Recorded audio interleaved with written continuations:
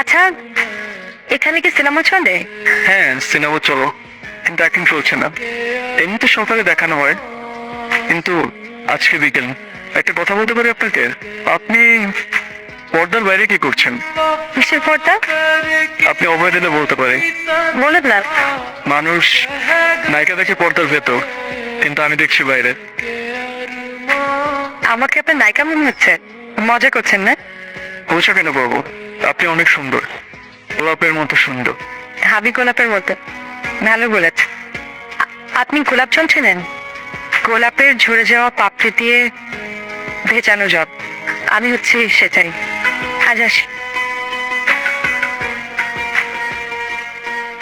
আরে আপনি আপনি আবারও এসেছেন?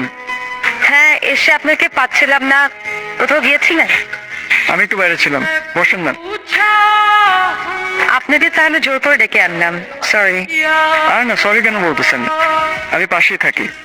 আসলে সেদিন তবুও সময় দিলেন, তাই ভাবলাম ধন্যবাদ পেয়ে যাই। ধন্যবাদ দেওয়ার কিছু নেই, আপনি চাইলে আজকে আরো বেশি সময় দিতে পারেন। সিনেমা হল চালাতে চালাতে আপনি কিন্তু সুন্দর ডায়লগ শিখে গেছেন। বাংলা সিনেমা কি সুদিন ফিরেছে নাকি? হ্যাঁ, অবশ্যই ফিরেছে।